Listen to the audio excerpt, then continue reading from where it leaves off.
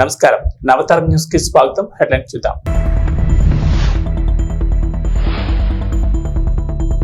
August 15లోగా ఏకకాలంలో 2 లక్షల రుణమాఫీ, రేవంత్ రెడ్డి స్పష్టం.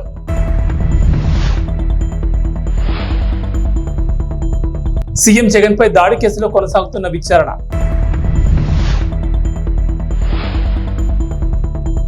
ఈ ఏడాదిలో సాధారణం కన్నా ఎక్కువ వర్షాలు. తెలంగాణ రైతులు ఎంతగానో ఎదురుచూస్తున్న రుణమాఫీపై సీఎం రేవంత్ రెడ్డి కొత్త వాయిదా కోరారు. ఆగస్టు 15లోగా రుణమాఫీ చేస్తామని హామీ ఇచ్చారు. నారాయణపేటలో నిర్వహించిన కాంగ్రెస్ జనజాతర సభలో మాట్లాడిన రేవంత్ రెడ్డి ఎలక్షన్ కోడ్ వల్లే రుణమాఫీ చేయలేకపోయామన్నారు. రాష్ట్రంలోని 69 లక్షల మంది రైతాంగానికి నారాయణపేట గడ్డ మీద నుంచి మాట ఇస్తున్నారన్నారు రేవంత్. మహిళలకు ఉచిత బస్సు ప్రయాణం, 500కే గ్యాస్ సిలిండర్ అమలు చేసిన విధంగానే రైతులకు ఏకకాలంలో 2 లక్షల రుణమాఫీ చేసి తీరుతామన్నారు. ఇక వరి ధాన్యానికి 500 రూపాయల బోనస్ సైతం వచ్చే సీజన్ నుంచి ఇస్తామన్నారు రేవంత్. బోనస్ ఇచ్చి చివరి గింజ వరకు కొనుగోలు చేస్తామన్నారు. మహబూబ్ నగర్ పార్లమెంట్ లో కాంగ్రెస్ ను గెలిపించాలని కోరారు రేవంత్ రెడ్డి. తన ఇంట్లో తప్పు జరిగితే జాతీయ స్థాయిలో చెప్పుకునే పరిస్థితి ఉండదన్నారు. తనను పడగొట్టేందుకు కుట్రలు జరుగుతున్నాయని మరోసారి ఆరోపించారు.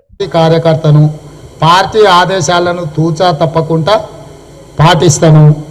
కార్యకర్తల నమ్మకాన్ని ఎప్పుడు వమ్ము చేయను. కార్యకర్తలు కూడా ఒకవేళ కోరుకుంటే ఏది జరగాల్సి ఉంటే అది డెఫినెట్ గా జరుగుతుంది.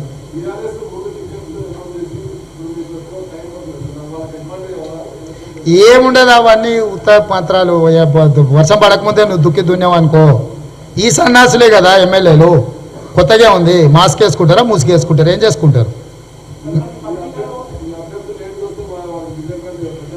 ఏముండదు. ఇప్పుడు వీళ్ళే కదా గత 9 ఏళ్ల నుంచి దాదాపుగా ఈ సద్ది మొక్కలే కదా ఉన్నాయి. ఈ సద్ది మొక్కలు మళ్ళీ కొత్తగా ప్లాస్టిక్ సర్జరీ చేయించుకుంటారా? ఏంది, వాళ్ళ మొక్కలు తెలుసు కదా. ముఖ్యమంత్రి వైఎస్ జగన్మోహన్ రెడ్డిపై శనివారం రాత్రి విజయవాడలో జరిగిన రాళ్లదాడి ఘటన రాజకీయ ప్రకంపన రేపుతోంది.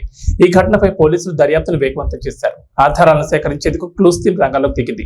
అజిత్ సింగ్ నగర్ లోని వివేకానంద స్కూల్ దగ్గర ఈ దాడి జరగడంతో స్కూల్ బిల్డింగ్ పై నుంచి రాళ్లు రుబ్బినట్లు పోలీసులు ప్రాథమికంగా నిర్ధారించినట్లు తెలుస్తోంది.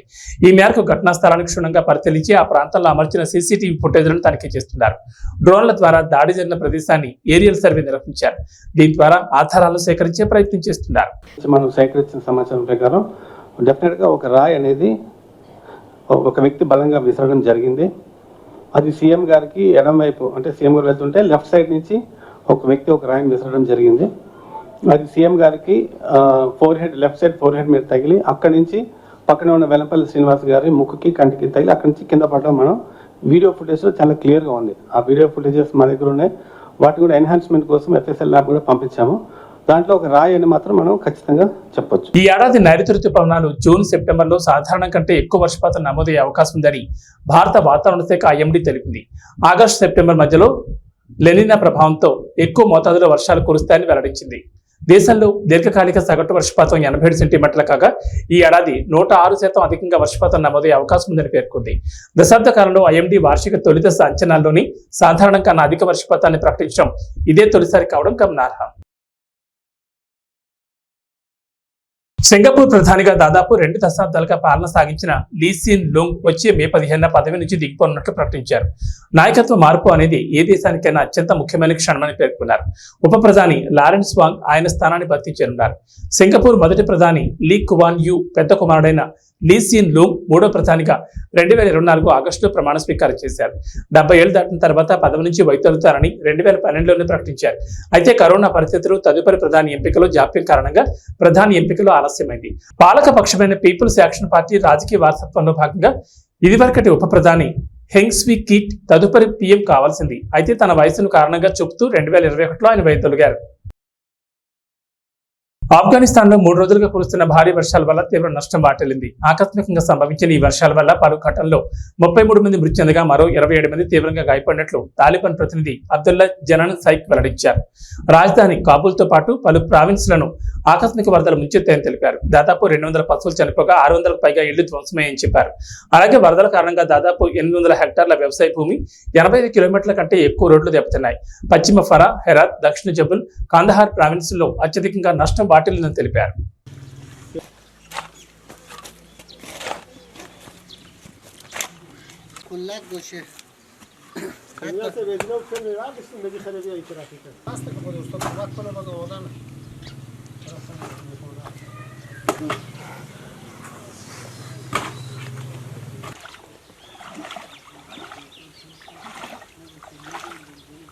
ఇంటర్నెట్ డెస్క్ ఎలాన్ మస్క్ చెందిన విద్యుత్ కార్ల తయారీ సంస్థ టెస్లా ఉద్యోగ కోతలు ప్రకటించింది. ప్రపంచవ్యాప్తంగా కంపెనీలో పనిచేస్తున్న ఉద్యోగులు 10% మందిని తొలగించాలని నిర్ణయించింది.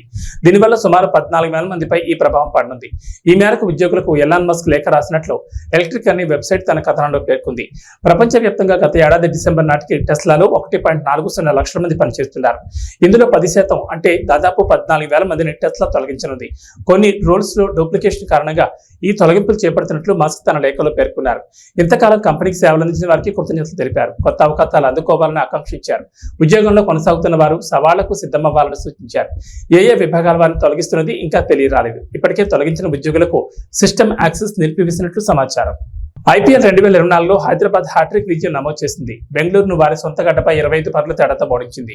తొలుత బ్యాటింగ్ చేసిన హైదరాబాద్ 3 వికెట్ల నష్టానికి 287 పరుగులతో IPL చరిత్రలో అత్యధిక స్కోర్ చేసింది. ఈ కొండంత లక్ష్య ఛేదనలో బెంగళూరు గట్టిగానే పోరాడింది. చివరికి 20 ఓవర్లలో 7 వికెట్ల నష్టానికి 262 పరుగులు చేసింది. దినేష్ కార్తీక్ 83, 35 బంతుల్లో 5 4లతో 7 6లతో అదరగొట్టాడు. వీరోచితంగా పోరాడిన జట్టును గెలిపించలేకపోయాడు. డూప్లిసిస్ 28 బంతుల్లో 62 పరుగులు చేశాడు. 7 4లు 4 6లు చేశాడు. విరాట్ కోహ్లీ 20 బంతులు 42 పరుగులు చేశాడు. 6 4లు 2 6లతో అదరగొట్టాడు. చెలరేగినప్పటికీ ప్రయోజనం లేకపోయింది. హైదరాబాద్ కెప్టెన్ కమిన్స్ 3 వికెట్లు తీసి ఆ జట్టు పతనాన్ని శాసించాడు. మయాంక్ మార్కండే 2, నటరాజన్ 1 వికెట్ తీశారు.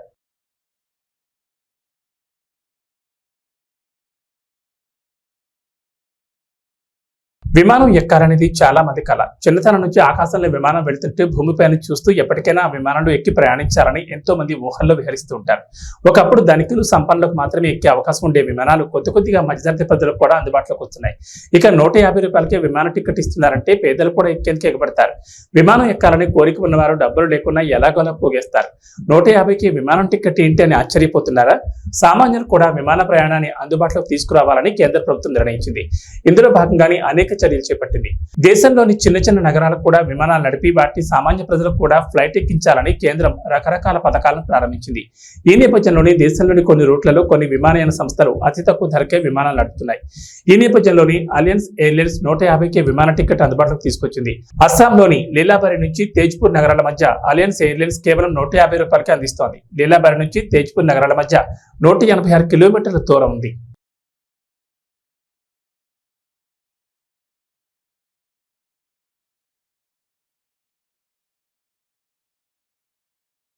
ఏపీలో పోలింగ్ తేదీ దగ్గర పడుతున్న కొద్దీ రాజకీయాలు ఆసక్తికరంగా మారుతున్నాయి. ఓటర్లను మనసు దోచుకునేందుకు బరిలో ఉన్న అభ్యర్థులు రకరకాల వ్యూహాలు అనుసరిస్తున్నారు. అలాగే తమ పార్టీలోని అసంతృప్త నేతలను కలుస్తూ వారి మద్దతు కూడగట్టుకునేందుకు ప్రయత్నిస్తున్నారు. వీలైతే ప్రముఖులను కూడా కలిసి వారి మద్దతు కూడగట్టుకుంటున్నారు. ఈ క్రమంలోనే అనకాపల్లి ఎంపీ స్థానానికి బీజేపీ నుంచి బరిలో ఉన్న సీఎం రమేష్ కొణిదెల చిరంజీవిని కలిశారు. చిరంజీవిని కలిసి ఆయన మద్దతు కోరారు. శ్రీ సరస్వతి శిశు మందిర్ ఇంగ్లీష్ మీడియం పాఠశాల గజ్వేల్ నందు RR ఆయుర్వేదం ఔషధాన్ని పంపిణీ చేయడం జరుగుతోంది. ఈ కార్యక్రమంలో పాఠశాల ప్రిన్సిపల్ హరిణ పవన్ మరియు డాక్టర్ నరేష్ బాబు పాల్గొన్నారు. ఈ సందర్భంగా మాట్లాడుతూ 6 నెలల పిల్లల నుంచి 16 సంవత్సరాల పిల్లల వరకు కూడా వేయొచ్చని అన్నారు. దీని యొక్క ఉపయోగాలు ఏంటంటే పిల్లల్లో రోగనిరోధక శక్తి, స్మరణ శక్తి, గ్రహణ శక్తి మరియు జ్ఞాపక శక్తిని పెంచుతుందని, మేధాశక్తిని, జ్ఞాపక శక్తిని పెంచుతుందని, మేధాశక్తిని, సమగ్రమైన శరీర కాంతిని, బలాన్ని పెంపొందించుతుందని, శారీరక మానసిక ఎదుగుదలకు సహాయపడుతుందని అన్నారు.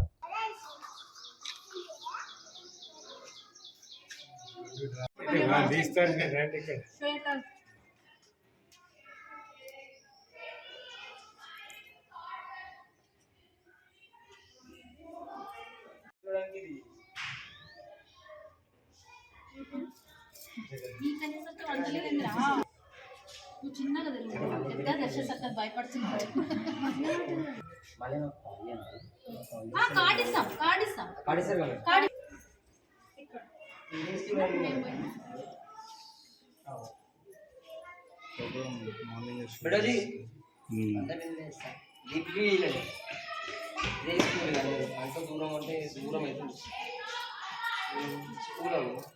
సరస్వతి శిశు మందిర్ పాఠశాల లోపల పిల్లల కోసం మెదక్ నుంచి RR స్వర్ణామృత రాసిన వాళ్ళు ఒక దివ్యమైన ఔషధం పంపించడం జరిగింది. దీన్ని 6 నెలల పాప నుండి 16 సంవత్సరాల లోపు వయసున్న అందరి పిల్లలకు కూడా ఇది చేయవచ్చు. ప్రతి నెల పుష్యమి నక్షత్రం రోజున వేసినట్టయితే ప్రభావవంతమైన ఫలితం ఉంటుంది. కాబట్టి ఈ నెల పుష్యమి నక్షత్రం కావున 16వ తేదీ ఇక్కడున్న గజ్వెల్లో ఉన్నటువంటి అందరూ కూడా సరస్వతి శిశు మందిర్ ప్రాంగణంలో వేస్తున్నటువంటి ఈ స్వర్ణామృత ప్రాశన చుక్కలు వేయించుకొని మీ పిల్లలకు ఒక మంచి భవిష్యత్తును ఏర్పాటు చేసుకోవాలని నా యొక్క విజ్ఞప్తి.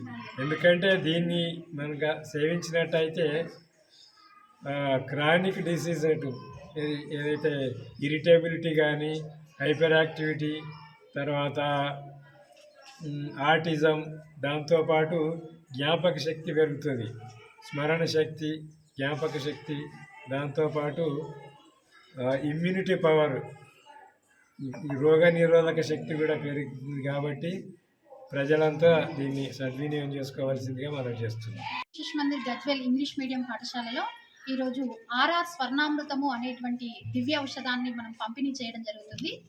దీని యొక్క ప్రతిఫలం అంటే ప్రభావం ఎలా ఉంటుంది అంటే, కరోనా లాంటి విపత్తులు వచ్చినప్పుడు హ్యూమినిటీ కోసం మనము తాపత్రయపడాల్సిన అవసరం లేకుండా ఇప్పటి నుండే భావి భారత పౌరులైనటువంటి ఈ చిన్నారుల యొక్క ఆరోగ్యాన్ని సంరక్షించడానికి ఈ ఔషధం చాలా ఉపయోగపడుతుంది. అంతేకాకుండా హైపర్ యాక్టివిటీ, తర్వాత పిల్లలలో స్మరణ శక్తి, ధారణ శక్తి, జ్ఞాపక శక్తి పెంచడానికి, అంటే ఏదైనా సరే వాళ్ళు గుర్తుపెట్టుకున్నట్టుగా ఎవరు గుర్తుపెట్టుకోలేరు. అలాంటి పిల్లలలో కూడా డిసీజెస్ వస్తున్నాయి ఈ పొల్యూషన్ వల్ల. వాటిని అన్నింటినీ తట్టుకొని ఈ పిల్లలు బంగారు భవిష్యత్తులో వాళ్ళు ఉన్నత స్థాయికి చేరాలి అంటే ఈ 2 చుక్కలు చాలా ఉపయోగపడతాయి. దీనివల్ల సైడ్ ఎఫెక్ట్స్ ఎలాంటివి ఉండవు. కేవలం అంటే 90% మంచి చేస్తుంది. మంచి చేయకపోయినా ఏ పిల్లలకి దీనివల్ల చెడైతే జరగదు. కాబట్టి తల్లిదండ్రులు గుండె మీద చేయి వేసుకొని ధైర్యంగా ఈ 2 చుక్కల్ని వేయించవచ్చు. పోలియో చుక్కలు ఎంత ముఖ్యమో ఈ స్వర్ణామృతం చుక్కలు కూడా అంతే ముఖ్యం. తప్పకుండా దీన్ని అందరూ కూడా ఉపయోగించుకొని మీ పిల్లలని అంటే ధారణ, స్మరణ, జ్ఞాపక శక్తి, శరీర దారుఢ్యం ఇవన్నీ కూడా మంచి రంగులో కూడా వస్తారంట పిల్లలు. ఇవి మేము డెమోలు చూసిన తర్వాత నమ్మిన తర్వాత మాత్రమే వేస్తున్నాం. ఎలాంటి సైడ్ ఎఫెక్ట్స్ లేవండి. తప్పకుండా అందరూ కూడా దీన్ని ఉపయోగించుకోగలరు. ఈ నెల రానటువంటి వాళ్ళు వచ్చే నెల ఆ కార్డులో డేట్ ఉంటుంది, దాని ప్రకారంగా అయినా సరే 21 నెలల పాటు 6 నెలల పిల్లల నుండి 16 సంవత్సరాల పిల్లల వరకు ప్రతి పిల్లలకి ఫీవర్ ఉన్నప్పటికీ, జలుబు ఉన్నప్పటికీ, అమ్మాయిలైతే డేట్స్ వచ్చినప్పటికీ ఎలాంటి ఇబ్బంది లేదు. కేవలం ఒక ఫిట్స్ ఉన్నటువంటి పిల్లలకు మాత్రమే దీనిని వాడకూడదు. మిగతా ఏ పిల్లలు ఎలాంటి పరిస్థితుల్లోనైనా దీన్ని ఉపయోగించవచ్చు. దీని ఫలం కూడా చాలా బాగుంటుంది. Thank you. ఎమ్మిగనూరులో పార్టీ కార్యాలయం నందు వైఎస్ఆర్సీపీ ఎమ్మెల్యే అభ్యర్థి పుట్టారెడ్డి సమక్షంలో మున్సిపల్ వైస్ చైర్మన్, పట్టణ అధ్యక్షులు నజీర్ అహ్మద్ ఆధ్వర్యంలో టీడీపీ మాజీ కౌన్సిలర్ కొయ్య నరసప్ప సుమారు 100 మంది అనుచరులతో వైసీపీలో చేరారు. ఈ సందర్భంగా ఎమ్మెల్యే అభ్యర్థి పుట్టారెడ్డికి మాట్లాడుతూ వైసీపీ ప్రభుత్వం రాష్ట్రంలో అందిస్తున్న సంక్షేమ పథకాలకు ఆకర్షితులై పార్టీలు చాలా మంది చేరడం జరిగిందని తెలిపారు. ఈ కార్యక్రమంలో పలువురు పాల్గొన్నారు.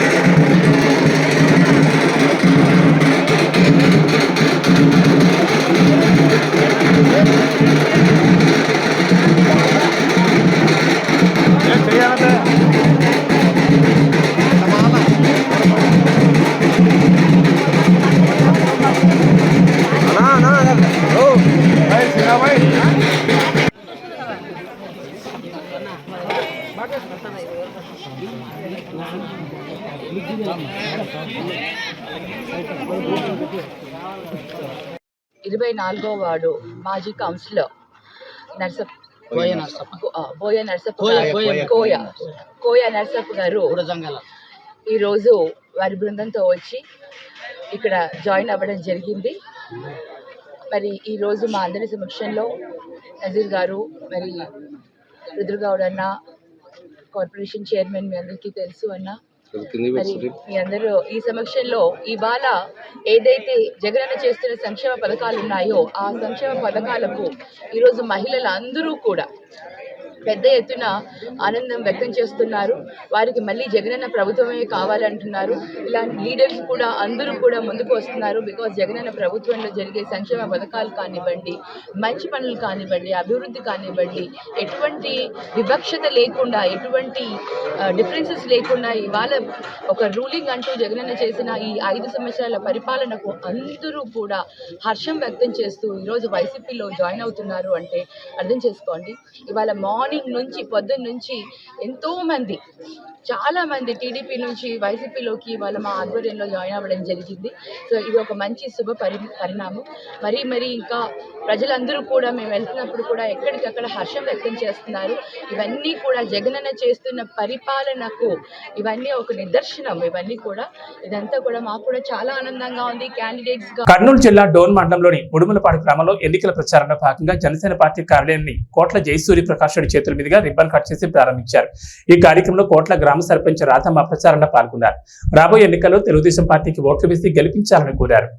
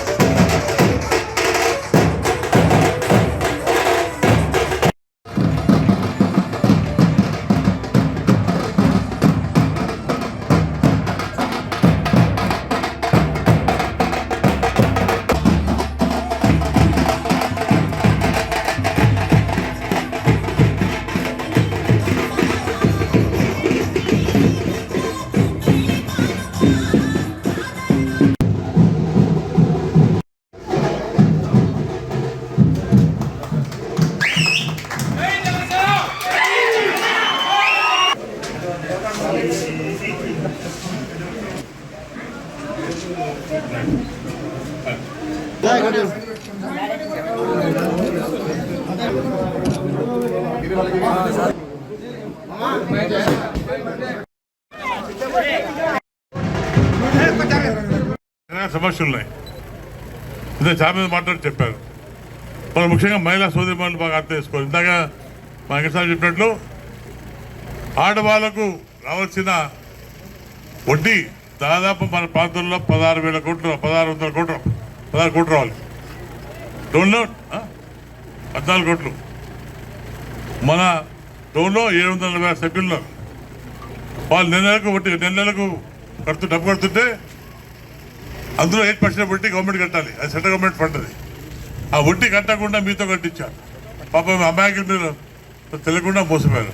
మీకందరూ కలిసి కూడా మన డోన్లో 12 కోట్లు రావాలి. 750 మహిళలకు 12 కోట్లు రావాలి. అంటే మీ డబ్బులు మీకు రావాలి. ఎంత దగాండి ఇది, ఎంత అన్యాయం ఇది.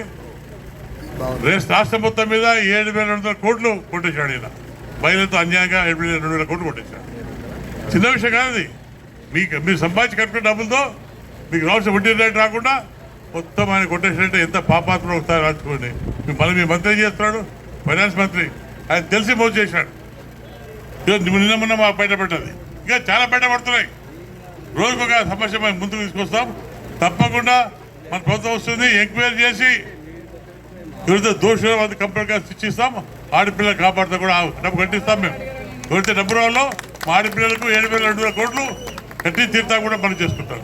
దయచేసి ఒకసారి ఆలోచించే బాధ్యత ఎంత ఉంది. ఇంత అన్యాయం చేస్తుంటే ఇంకా రకరకాల అన్యాయం ఉన్నాయి, ఒకటే కాదు, అన్ని బయట తీస్తాం. ఒకటి బయట తీస్తాం మేము. అగ్రికల్చర్ కానివ్వండి, ఇరిగేషన్ కానివ్వండి, రోడ్డు కానివ్వండి, అన్ని బయట తీస్తాం. దయచేసి ఒకసారి ఆలోచించుకో కోరుకుంటా. ఇలాగే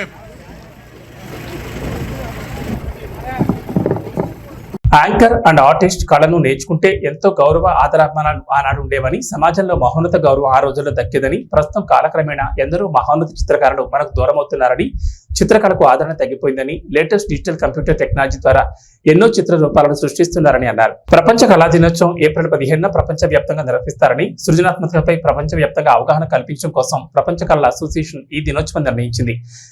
ఇటలీకి చెందిన చిత్రకారుడు లియోనార్డో డావిన్సీ గౌరవార్థం ఆయన పుట్టినరోజైన ఏప్రిల్ 15న ప్రపంచ కళా దినోత్సవంగా ప్రకటించారని పశ్చిమ గోదావరి జిల్లా Bhimavaram painter and artist association అధ్యక్షుడు పరిమి రామకృష్ణ అన్నారు. ఏప్రిల్ 15న ప్రపంచ కళా దినోత్సవం సందర్భంగా మీడియాతో మాట్లాడుతూ ముందుగా చిత్ర కళాకారులను ఆదరించే ప్రతి ఒక్కరికి అభినందనలు తెలిపారు. ప్రస్తుతం ఎంతో మంది మహోన్నతమైన కళాకారులు ఉన్నారని, వారి జీవన ఉపాధి లేక ఆర్థిక ఇబ్బందులతో జీవనం సాగిస్తున్నారని, చిత్ర కళాకారులను, ఆర్టిస్ట్ కార్మికులను ప్రభుత్వం ఆదుకోవాలని కోరారు. చిత్ర కళాకారులను, ఆర్టిస్ట్ కన్మరుగు కాకుండా ప్రభుత్వాలు ముందుకొచ్చి జీవనోపాధి కల్పించాలని ఆవేదన వ్యక్తం చేశారు. నా ఊపిరినంత కాలం పెయింటర్స్ అండ్ ఆర్టిస్ట్ అసోసియేషన్ సమస్యలను ప్రభుత్వం దృష్టికి తీసుకెళ్లి తగు న్యాయం కోసం పోరాడతారని పరిమి రామకృష్ణ అన్నారు.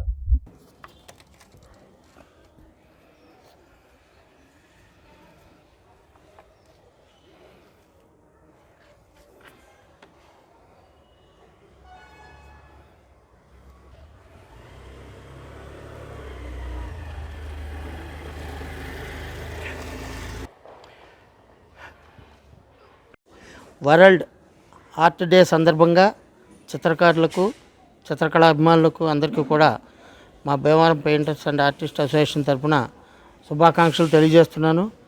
ఈరోజు మనం మన పూర్వీకులను అందరినీ కూడా చిత్రకారులని మననం చేసుకోవాల్సిన ఈరోజు తప్పనిసరిగా అందరూ మననం చేసుకోవాలి. అలాగే చిత్రకళలో ముఖ్యులైనటువంటి దావిన్సీ గారు 1500వ శతాబ్దంలో మొదలుపెట్టి ఒక బొమ్మని 1550లో మొదలుపెట్టి 1553లో పూర్తి చేశాడు మోనాలిసా బొమ్మని. ఆ బొమ్మకి చాలామంది విమర్శకులు సైతం ఆశ్చర్యచకితులను చేసింది. ఆ ముఖ కవళికలు చాలామంది ఎన్ని అర్థాలు ఉన్నాయో కూడా వివరించి చెప్పడం జరిగింది ఆనాటి ఈ కళాఖండాన్ని చూసి. ఆయన దావిన్సీ 1400వ శతాబ్దంలో 1472లో జన్మించారు. ఆయన 18 ఏళ్ల పాటు శిష్యార్కం చేసి వరల్డ్ ఆర్ట్ బుక్లో పేరు నమోదు చేసుకోవటం కూడా ఆయన జరిగింది. అటువంటి మహానుభావుల్ని ఈరోజు ఆర్ట్ డే సందర్భంగా మనం స్మరించుకోవటం ఎంతైనా స్ఫూర్తిదాయకం. ఈరోజు ఈ కార్యక్రమాన్ని నిర్వహించడానికి మేము భీమవరం పెయింటర్స్ ఆర్టిస్ట్ అసోసియేషన్ తరఫున అందరం కూడా సమావేశమై దావిన్సీకి శుభాకాంక్షలు, అలాగే మన ఆంధ్రప్రదేశ్, తెలంగాణ ప్రజలకు కూడా ఆర్టిస్టులకి, కళాభిమానులకి శుభాకాంక్షలు తెలియజేస్తున్నాను. ఇట్లు పరిమి రామకృష్ణ, భీమవరం. ఈరోజు స్మరణకి తెచ్చుకోవడం జరిగింది ముఖ్య కళాకారులందరినీ కూడా. ఈ టెక్నాలజీ పెరిగిన ఈ రంగంలో చాలా ఒడిదుడుకులు భరిస్తూ చిత్రకారులు జీవనం సాగిస్తున్నారు. ఈ ఏప్రిల్ 14 దినం అనగా 1572 ఏప్రిల్ 15న దావిన్సీ జన్మించాడు కాబట్టి ఆ రోజున వరల్డ్ బుక్లో చిత్రకారుడిగా నమోదు చేసుకోవడం దావిన్సీ జరిగింది. కాబట్టి ఈరోజు ఏప్రిల్ 15 మనం వరల్డ్ ఆర్ట్ డేగా జరుపుకోవడం జరుగుతుంది. చిత్రకళలో ఎన్ని ఇబ్బందులున్నా ఇదివరకు పూర్వం మహారాజుల కాలం నుంచి చిత్రకళకు మంచి పేరు ప్రఖ్యాతులు ఉండేవి. అలాగే గౌరవం, ఆదరణ అంతా లభించేది. పెరుగుతున్న టెక్నాలజీ వల్ల చిత్రకళలోని చిత్రకారులకు కొద్దిగా ఆదరణ తగ్గినప్పటికీ టాలెంట్ ఉన్న చిత్రకారులకి బాగానే ఉంది. కానీ ప్రభుత్వ పరంగా చిత్రకారులను ఆదుకుంటే ఇంకా చిత్రకళ రంగంలో ఎన్నో కొత్త పుంతలు తొక్కడానికి చిత్రకారులకు ఆస్కారం ఉంటుంది. ఒడిదుడుకులు పడుతున్న ఈ చిత్రకళకు న్యాయం చేయవలసిన బాధ్యత ప్రభుత్వాల మీద ఉందని కోరుకుంటూ ఈ కళ అంతరించిపోకుండా చేసే బాధ్యత ప్రభుత్వందే. అందుకని ప్రభుత్వానికి విజ్ఞప్తి చేస్తున్నా, మా పెయింటర్స్ ఆర్టిస్ట్ అసోసియేషన్ తరఫున ప్రభుత్వంలోని ప్రజాప్రతినిధులందరూ కూడా చట్టాల్లో మార్పులు తెచ్చైనా సరే కళాకారులను ఆదుకోవాల్సిందిగా కోరుచున్నాను. పంచకర్ల ప్రసాద్ ఆధ్వర్యంలో వార్డు అధ్యక్షులు కాకిబాబు ప్రోత్సాహంతో సుమారు 400 మందితో జన సైనికులతో జనసేన పార్టీలోకి నక్కాశ్రీలు చేరారు. ఈ సందర్భంగా మాట్లాడుతూ జనసేన పార్టీ కోసం ఎంతైనా కృషి చేయడానికి మేము సిద్ధంగా ఉన్నామని, పార్టీ కోసం ఎంతైనా శ్రమిస్తామని, పవన్ కళ్యాణ్ ఆశయాలను మా గ్రామంలో కూడా నిలబెడతారని అన్నారు. ఈ కార్యక్రమంలో నాయకులు పాల్గొన్నారు.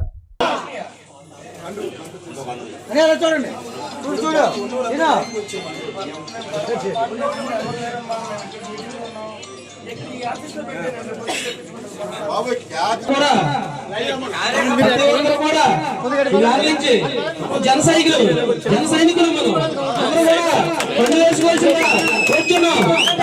పేరు పేరు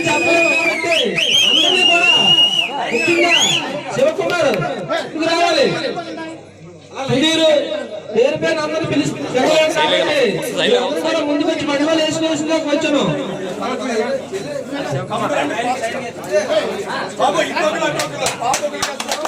కృష్ణబాబు